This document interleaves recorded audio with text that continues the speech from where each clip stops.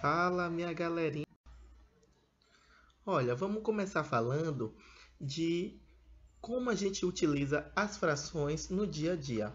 Aí deve ter gente que deve falar assim: "Ah, eu nunca utilizei fração no meu dia a dia, eu nunca falei nada referente à fração". Eu aposto com vocês que sim. Sabe por quê? Olha, tem expressões que a gente fala assim sem se dar conta que a gente está se referindo a uma fração. Quer apostar comigo que vocês já falaram? Quem nunca falou assim, ó, presta atenção. Rapaz, ontem à noite eu comi quase metade de uma pizza. Metade de uma pizza. Esse termo metade, né, o nome metade, esse termo metade, está se referindo a uma fração. Vocês não sabiam disso não? Metade se refere a uma fração da pizza que você comeu. Qual foi a fração da pizza que você comeu? Metade. Então, esse primeiro exemplo que eu dei, eu acho que vai se encaixar em quase todos vocês já usaram o termo metade, né? Ah, a água da piscina está pela metade, né? Pode falar o que mais? Ah, eu comi metade da maçã e deixei metade para amanhã. Então, sempre a gente está utilizando o termo metade e metade está se referindo à fração. Outra coisa, outro exemplo, vou pensar aqui, quem, por exemplo, já estava viajando no carro com o pai, né, uma viagem, e aí ou com o pai ou com a mãe, ou com o tio, ou com o avô, e aí o pai ou a mamãe falou assim: "Rapaz, eu vou precisar abastecer o carro, porque o tanque de combustível já está em um quarto. Já só tenho um quarto de combustível". Esse termo um quarto também está se referindo a uma fração. Você só tem um quarto do combustível. Você não tem o combustível todo, o tanque cheio. Você só tem um quarto do tanque de combustível. A gente também utiliza esse termo, um quarto, em nossas atividades cotidianas. Outro exemplo muito utilizado mesmo, onde se utiliza muitas frações, são nas receitas, né? Quem aí gosta de cozinhar, não é? Sempre pega uma receita, sempre tem uma fraçãozinha, né? Geralmente, sempre não, geralmente tem uma fração. Aí geralmente tem, vou dar um exemplo aqui, ó, presta atenção. Tem assim, ó, adicione 3 quartos de xícara de farinha de trigo. Aí você fica assim, meu Deus, 3 quartos? O que é que isso significa? Eu vou pegar e adicionar a xícara toda de farinha de trigo? Não, não, não. Essa forma aí está incorreta, porque a minha receita, né, o meu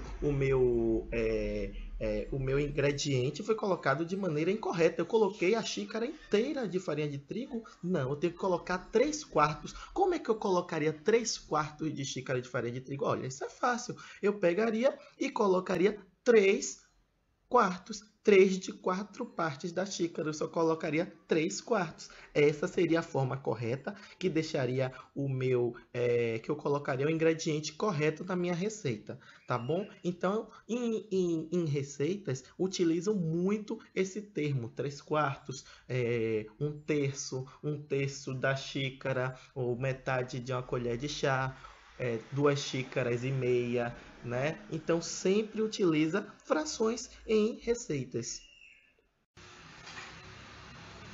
Bem, o que é que eu vou fazer agora? Eu vou pegar inteiros diferentes, né? E dividi-lo em partes iguais. É importante que nas frações a gente divida os inteiros em partes iguais. E depois eu vou colorir partes desses inteiros para a gente poder representar com frações. Então, reparem aqui nesse primeiro inteiro, eu peguei o inteiro e dividi em 2 partes iguais. Quando eu dividi o inteiro em 2 partes iguais, eu vou colorir aqui uma só, vou pintar uma só. Então, como é que eu represento a parte colorida, né? Qual é a fração que representa a parte colorida dessa figura? Como eu tenho uma parte colorida de 2 que eu tenho no total, então a fração é 1/2. Daqui a pouco a gente vai aprender como é que a gente lê essa fração. A gente vai ler 1/2. Mas daqui a pouco eu ensino isso a vocês. Eu só quero que vocês se liguem na seguinte informação, que o inteiro foi dividido em 2 partes iguais e uma delas foi colorida. Por isso que a representação é 1 sobre 2. Agora eu vou pegar um outro inteiro diferente, né? Nesse formato aqui, eu dividi em 6 partes iguais. Importante ser iguais, toda hora eu estou frisando isso. Importante que o inteiro seja dividido em partes iguais, né? E a partir daí eu considerei 4 partes, eu pintei 4. Tá vendo? Então a fração que eu vou representar é 4 sobre 6. Mais para frente a gente vai aprender que a gente lê 4 sextos. Mas isso aí não é no nosso interesse agora, é mais para frente. Daqui a pouco a gente aprende. Então, eu quero que vocês entendam que o inteiro ele foi dividido em 6 partes iguais e 4 delas foram coloridas. Então, por isso que a fração ficou 4 sobre 6. Próximo inteiro, um inteiro diferente. Vou pensar em outra forma aqui para fazer o inteiro. Fez dessa forma, retangular mesmo, né? Numa forma retangular.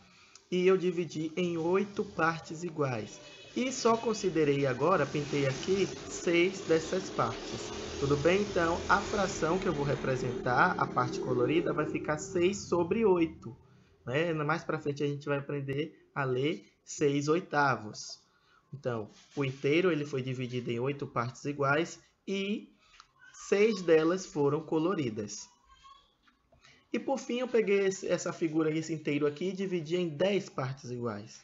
Dividindo em 10 partes iguais, eu vou colorir apenas 3. Então, a fração que representa as partes coloridas são 3 décimos, né? 3 sobre 10, a gente vai aprender a ler mais para frente 3 décimos, né? Mas eu já vou adiantando para vocês. E é o seguinte, eu quero que vocês tenham em mente que eu peguei o inteiro e dividi ele em 10 partes iguais e eu só pintei 3. Só tem 3 coloridas, por isso que a fração fica 3 sobre 10, ou seja, 3 décimos. Bem, gente, vocês estão percebendo que sempre quando eu estou representando uma fração, tem um termo que fica na parte superior e um termo que fica na parte inferior. Vamos dar nome a esses termos. Olha, vou começar pelo termo que fica na parte inferior. O nome desse termo é chamado de denominador. O que é que o denominador ele considera? Ele vai indicar o número de partes iguais em que o inteiro foi dividido. Então, partes iguais, eu até grifei isso daí, botei em negrito, né? Indica o número de partes iguais em que o inteiro foi dividido. Então, se eu tenho essa fração aí, eu tenho 6 sobre 8, eu tenho que o inteiro foi dividido em 8 partes iguais, porque 8 é o denominador. E a parte superior a gente chama de numerador. O numerador, ele indica o número de partes que foram consideradas. Então, das 8 que eu tenho no denominador, eu só considerei 6 que eu tenho no numerador. Então, eu só considerei 6 partes das 8. Tudo bem? Então, a gente tem esses dois termos. O numerador está na parte superior e o denominador está na parte inferior. Agora, gente, a gente vai fazer, né? A gente vai aprender a ler algumas frações, né? Vamos aprender a fazer a leitura das frações. Ó, quando você for fazer a leitura das frações, vocês devem se atentar para o denominador, porque a leitura das frações depende do denominador. Então, por exemplo, se eu tiver denominadores de 2 a 9, o que é que a gente faz? A gente vai ler o numerador, normalmente, fala o número do numerador normalmente. Em seguida, a gente faz a leitura do denominador da seguinte maneira. Ó, percebam aqui, ó, nesse primeiro exemplo, eu tenho 1 sobre 2. A gente vai falar o numerador normalmente 1. E o denominador, a gente não fala 1, 2, não. A gente fala 1 meio. Sempre que o denominador for 2, a gente fala meio. Próximo exemplo. 1 terço. Sempre que o denominador for 3, a gente fala terço. Se o denominador for 4, a gente fala quarto. Né? Se fosse 1 quarto, por exemplo. Se o denominador fosse 5, a gente falaria 1 quinto. Nesse exemplo aqui, a gente tem o numerador 4 e o denominador 6. Então, a gente vai falar 4 sextos. E se fosse 6 oitavos, a gente lê assim, porque tem um 8 no denominador. Se tivesse um 9 no denominador, seria nonos. Então, se atentem para quando os denominadores forem de 2 a 9, tá bom? Agora eu tenho uma observação importante para fazer para vocês. Ó, jamais, nunca, nem pensem, nunca sonhem em colocar o zero no denominador. Isso não existe, você está assassinando a matemática se você colocar um zero no denominador. Então, nem pensem, nem sonhem em fazer isso. Bem, gente, agora eu vou fazer algumas perguntas para vocês, para ver se vocês entenderam um conceito que eu falei agora há pouco. Ó, é o seguinte, eu vou botar uma figura aqui e eu quero que vocês me digam qual é a fração que representa a parte colorida dessa figura. Olha, quem respondeu para mim? Respondam aí em voz alta, para ver se vocês acertam. Quem respondeu para mim que era 2/5, acertou. Então, eu dividi o inteiro em 5 partes iguais e apenas 2 foi coloridas, ou seja, a minha fração 2/5. Tudo bem? Vou pegar outro inteiro agora, outra figura, quero que vocês me digam qual é a fração representada das partes coloridas. Essa daqui. Digam para mim em voz alta, 5 segundos. Olha, quem respondeu para mim que também era 2/5, acertou. Porque eu dividi o todo em 5 partes iguais e eu colori duas. Eu tenho duas coloridas, então 2/5. Agora, próximo. E aí, qual é a resposta de vocês? Qual é a fração? Quem respondeu para mim que é 2/5, ó, está incorreto, porque não representa 2/5 essa figura, né? As partes coloridas não representam 2/5. Por que não representam 2/5, Tiago?